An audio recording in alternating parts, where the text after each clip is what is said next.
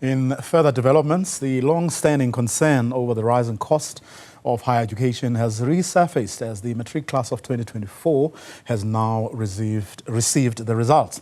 Business reporter Ntokozo Khumalo has spoken to interested parties about this, including the South African Students' Federation, which has lamented the lack of progress in addressing this matter.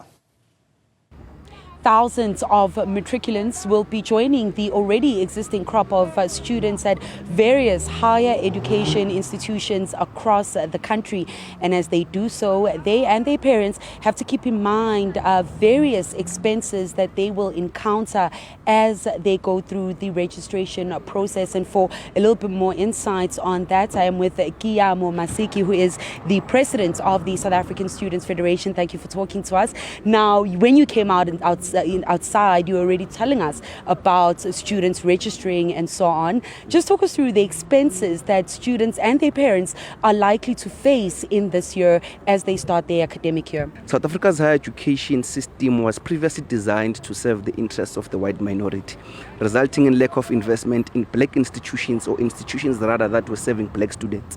So historically, you'd know that white institutions that were serving white students would receive more funding in compared to those that were serving black students. But of course, it would also be a distortion of history for us not to reflect on some of the glitches or the shortcomings of the administration of the day, where we saw that NSFAS had went through under serious corruption, where we saw executive officials at NSFAS stealing and looting resources that was meant to serve the interests of black students. So currently we are calling upon for a free registration for the 2025 academic year for all previously black disadvantaged students, in particular those that are currently funded by NSFAS. And we're going to hold these universities accountable to make sure that access to black students is accessible and no student is left behind.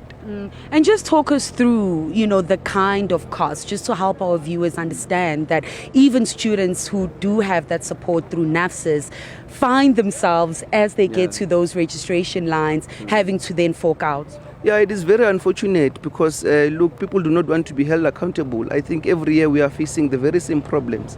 Universities, systems are not working, students come in their numbers queuing outside, and there's no one who wants to be held accountable. So this year we've called it for a clarion call that all student representative council members across institutions must then make sure that these universities surrender their autonomy, making sure that there's access to education, in particular black students that have traveled across the length and breadth of this country, seeking for greener pastures in these institutions of higher learning. So of course, as you can see now, students are still queuing outside.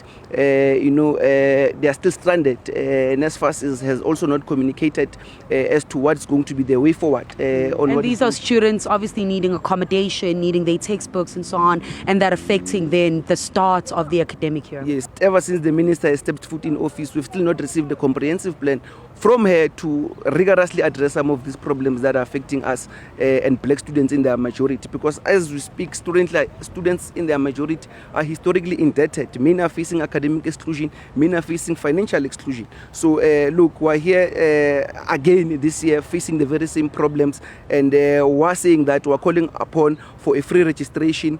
We're not going to allow our black students to acknowledge debt that must be paid by NSFAS, because you understand that during the beginning of the year, students are compelled to acknowledge debt, and we fail to understand that. But what nonsense is that? Why must students acknowledge debt whereas they are funded by NSFAS? It is the responsibility of NSFAS to make sure that those kids get funding, those kids get their allowances on time, to make sure that there is stability in these universities and then access to black students is accessible. Well, Ntokozo, all the best with helping those students ensure that they kick off their academic year. Of course, Ntokozo Khumalo is the president of the South African Students' Federations, just highlighting some of the issues that matriculants who will be registering or are registered for the first year of higher education, some of the headwinds that they are facing when it comes to that cost of receiving that education. For Newzroom Afrika on Channel 405, I'm Ntokozo Khumalo in Tshwane.